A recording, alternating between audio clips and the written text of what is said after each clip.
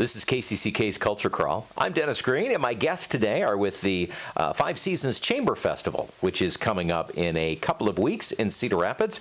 Rich Wagor is one of the instructors on the bass for the festival. Rich, welcome. Nice to see you again. Hi, nice to see you again, Dennis. And Tracy McPartland, actually, I lied. Tracy is actually not really with the festival. You're with the Eastern Iowa Arts Academy, but music is a big part of what the Arts Academy does, and there's going to be an event the two organizations are partnering on at the end. Right. So Yep. when we get there, we'll bring you in when we get there. Okay, Fair perfect. enough? Yep. So, Rich, for just a second, tell us a little bit about the history of the festival. Who does it serve? What's the, what's kind of the overarching goal of the programming? Well, in 2003, actually, we started the Five Seasons Chamber Music Festival. At the time we started the first year calling it the Mid-America Chamber Players, and found that Five Seasons tied it to Cedar Rapids nicely. But Suzanne Wagor, my sister, who's a violist, and her then husband, Tim Shue, who is in the Maya Quartet at the University of Iowa, and I had been looking for more opportunities to play chamber music together. Had done a couple festivals and got this started as a way to kind of continue that work that we've been doing together. And at the same time, work with my mother, Stephanie Wagor, and the community that we had kind of all been living in for some time on a chance to educate young musicians on playing chamber music as well. Who is the festival? What does your student body consist of? What is it? Is it just strings? Yeah, it started out as mostly strings, and over the years, because of faculty members that were friends of the Five Seasons Chamber Music Festival, we ended up adding winds. And now what the basic format of the festival is, students during the day work on chamber music in various small ensembles, including winds and strings, and then later on in the day, after lunch and a second coaching period in the afternoon, then everyone gets together for a mass ensemble where we do some orchestra music. This year we're changing things up a little bit and even offering some jazz improvisation lessons in the morning, and our programming is going to involve a movement of the Dvorak New World Symphony and Ellington's Three Black Kings. So, nice. Yeah, it's going to be kind of a nice departure from some of the things that have happened in the past. What is the age range of students? It's really students of all ages. So in the past, we've had, I haven't seen the kind of outlay for this year, but in the past, we've had everything from 5-year-old students to amateur musicians in the area who wanted to participate that were in their 70s. And you mentioned that you and your sister have been involved in this for a while. I know that you also bring in some guest faculty because the Harlem Quartet is coming back to town. Yeah, the Harlem is really neat. They're a Grammy Award-winning quartet from New York, and they're a little unique because their repertoire has included everything from the standard classical rep to Puerto Rican and other ethnic genres being mixed in, as well as doing some Chick Corea arrangements at times. And I think they worked with Paquito de Rivera, too. Yeah, they've really done a lot of stuff and done a lot of recording, too. So it kind of adds another element to it. Well, we had them as guests in our studio last year when they were here, and just had a delightful time, and have invited them to come back and talk a little bit about what they've been up to too. So we're looking forward to that. Nice people. Yeah. So are they more guest players, or are they full-time faculty? They're faculty, so they're going to be involved in the coaching,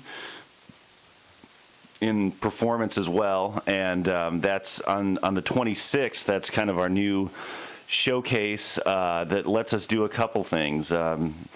The Eastern Iowa Arts Academy that I've been involved with for a short time now is looking at launching a string program in the fall, and this is going to be a joint operation between the Eastern Iowa Arts Academy, Campbell Steel Gallery in Marion, and the Five Seasons Chamber Music Festival. And what we're going to do is we're going to have a mixed concert that the Harlem Quartet is going to do what they call their surf and turf concert, which is kind of a combination of some of the non-traditional things they do as well as their traditional rep.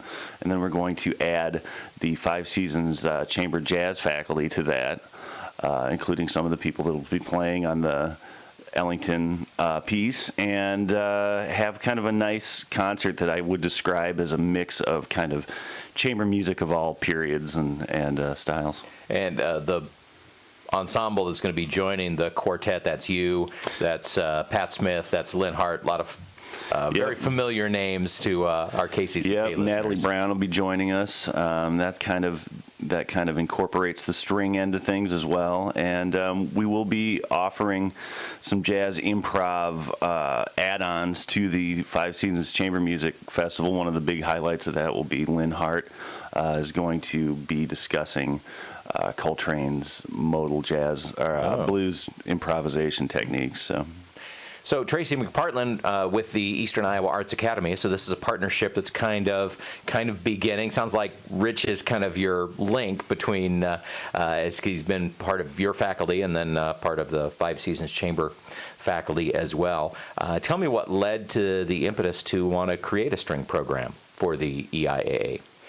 Well, the Eastern Iowa Arts Academy has been around now for 9 years, and throughout that time, we've been really interested in trying to provide innovative programming for kids. We try to provide programming for kids who might not otherwise have access to programming, and this Strings Initiative is a really unique opportunity for kids to participate in because it's something that is not available through traditional educational platforms. Right. Well, even if you're in orchestra in school, you're not going to have the opportunity to do the breadth of things that Rich has been talking about is happening. Exactly. So this, it's kind of a launch event, kind of a fundraiser to start raising funds to start the string program, right? Exactly.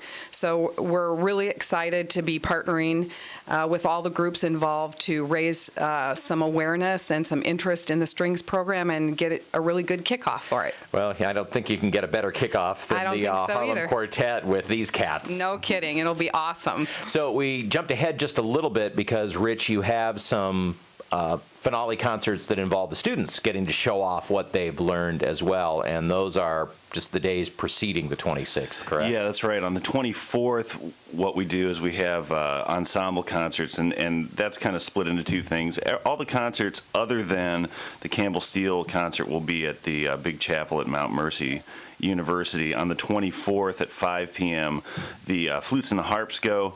At 7 p.m., there's other student ensembles. It's just kind of the breakdown that makes that group manageable. And then on the 25th at 7 p.m., that's when we have the faculty ensembles as well as the orchestra concert, where we'll be playing a movement of the Dvorak New World Symphony and the Ellington Three Black Kings. Okay, and then we've hit you with a lot of information. If people want information on maybe attending the concerts associated with the festival, is there a website? Yeah, you can go to for the Harlem Quartet concert and faculty concert. You can go to www.musicinthemud.com, which is the Campbell Steele's site, and also you can look up fiveseasonschambermusic.com, all written out. And we actually do have a few spots that have opened up recently because of some people that had travel plans that changed. So I think looking for a couple flutes still and some bass players. If you have a student that you think might be interested, there's usually room to squeeze someone in for just about anything. So it's not too late. If you've got that flute player who's getting into trouble. That's right. In her room in the summer. Right. Keep her busy for a week. That's right. All right. And then the concert on the 26th, you can go to Campbell Steele and make your reservations there for that. So, well, as always, it's a fun week of music, and exciting to have that concert at the end. And I hope that is a good fundraiser and a great launch for your string program, Tracy. Thank you very much. We're so excited about it. Again, Five Seasons Chamber Music Festival. What's the website? That is fiveseasonschambermusic.com. Okay. fiveseasonschambermusic.com or campbellsteele.com for tickets to the concert on the 26th. Good luck with it. Thanks for coming in. Thanks for having us. Nice talking to you, Dennis.